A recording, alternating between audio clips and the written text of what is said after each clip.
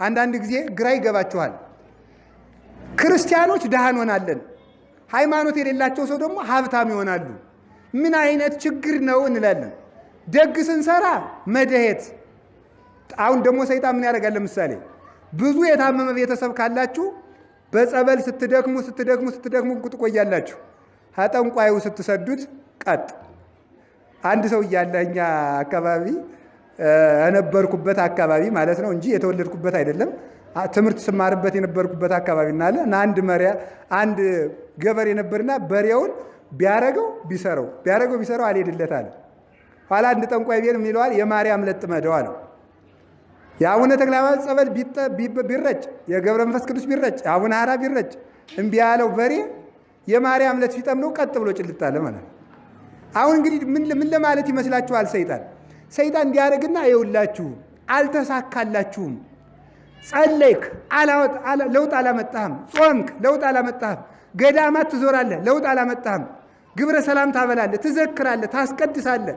ምንም ያመጣው ነገር የለም። እኔን እኮ ማሸነፍ አልቻልክም ብሎ ተስፋ ለማስቆረጥ ምድራዊ ነገሮችን ሲጎሉብን እግዚአብሔር እንደተወን እንድንቆጥርና እግዚአብሔር ከኛ ጋር እንደሌለ እንድንቆጥር ሃይማኖታችንም ትክክል ያልሆነ እንዲመስለን ለማድረግ የሌሎችን ስኬት እየጠቃቀሰ የኛን ጎደሎነት እየጠቀሰ ክርስትና ትክክለኛ ሃይማኖት አይደለም። ትክክለኛ ሃይማኖትማ ቢሆን ጤና ታገኝ ነበረ። ለምን አይፈውሱህም? አሁን ዛሬ የሚባለው ፓስተሩ ጸልየው ይፈውሳሉ፣ የእናንተ ቄሶች ለምን አይፈውሱህም ይባላል። ይውላችሁ ሲጀመር ተመልከቱ። ጤና ብላችሁ ከመጣችሁ እናንተ በልቶ ሀጅ ናችሁ ማለት ነው። እንጀራ ብላችሁ ስራት እንድታገኙ ብላችሁ ከሆነ የምትጸልዩት በልቶ ሀጅ። እስቲ በሞት የበልቶ ሀጅ በሉ። ህዝቡ በልቶ ወዴት ሄደ? ቤቱን ሄደ። ጌታ ግን ምንድን ነው ያለ? እናንተ በልታችሁ ሀጅ አይደላችሁም። እናንተ ጊዜያዊ ስጦታ የምትፈልጉ አይደለም። አዎ ብዙ ሰው አለ። አንዱ ዲዳ ዞ የመጣለ ዲዳ ልጁን ዞ መጣ። ልጄ ዲዳውን አብኝ ጌታችን ኢየሱስ ክርስቶስ በቃ እምነትሽ አድኖልሻል። ድኖ ቤቱን። ደንቆሮ ሆኖብኝ ልጆ ድኖላል። ድኖ ቤቱን። 12 ዓመት ደም ሲፈሳት የነበረች ሴት ደሙ ቀጥ አለላት፣ ድና ቤቷን። ጋኔን የነበረበት ሰው ነበር፣ ጋኔኑ ለቀቀው፣ ድኖ ቤቱን። ሐዋርያትን ግን ቤታችሁን ሳናላቸው ማዶ እንሻገር። እስኪ በሉ ሁላችሁ ማዶ እንሻገር በሉ። እኛ ክርስቲያኖች የምንኖረው ይዘን ቤታችን ለመመለስ ቤተ ክርስቲያን የመጣችሁት ክርስቲያን የሆናችሁት ቤታችሁን ስትመለሱ ጤና እንድታገኙ፣ ቤታችሁን ስትመለሱ ሀብት እንድታገኙ፣ ቤታችሁን ስትመለሱ ጠላቶቻችሁ እንዲጠፉላችሁ አይደለም። ማዶ ለመሻገር ነው። እስቲ በሉ ሁላችሁ ማዶ ለመሻገር በሉ። እንዲያ ከሆነ ክርስትናችሁን ማንም አይነቀንቀውም። ስለዚህ ነበረ በእውነቱ ቅዱስ ጳውሎስ ምን አለ?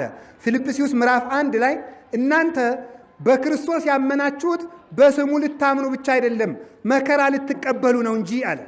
መከራ ልትቀበሉ ነው የተጠራችሁ። ስለዚህ ምንድን ነው ቤተ ክርስቲያን ለምን ትገፋለች? ለምን ቤተ ክርስቲያን ስትቃጠል ዝም ይላል?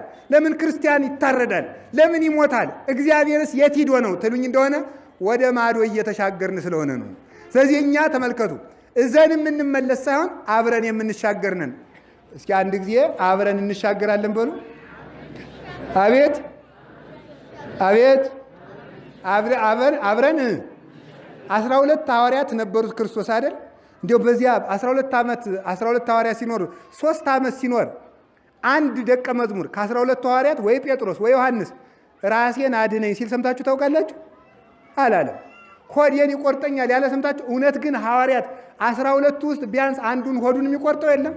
ቢያንስ አንዱ እንደ ውጋት የለበትም? ቢያንስ አንዱን ጉንፋን አይዘው? እውነት ግን ሐዋርያት ሕመም የሌለባቸው ሆኖ ይመስላችኋል? ሐዋርያት ቤት የማያስፈልጋቸው ናቸው? እነሱ የሚበረድ ስጋ የላቸውም? ፀሐይ የሚመታው ስጋ የላቸውም? እሾህ የሚወጋው እግር አልያዙም? ጫማ ላይ አትያዙ ያላቸው ለምንድን ነው? እነሱ አይርባቸውም? የስንቅ አቅማዳ አይኖራችሁ ያላቸው ለምንድን ነው? እነሱ የእነሱን ስጋ አውሬ አይበላውም? በትር አትያዙ ያላቸው ለምንድን ነው? ይዞ መመለስ ሳይሆን ይዞ መሻገር ስለሆነ ነው። የተጨነቀላቸው ለሰማይ ሕይወታቸው ነው እንጂ ለዚህኛው አልነበረም። ስለዚህ ሰማያዊ ሕሊና እንዲኖረን በጊዜው በምናጣው ነገር፣ በጊዜው በሚጠፋው ነገር፣ በጊዜው በምንዘረፈው፣ በጊዜው በሚደነፉ ሰዎች ተጨንቀን ተቸግረን ሃይማኖታችን እንዳንግድ ክርስቶስ ምን አለን? ወደ ማዶ እንሻገር አሻግሮ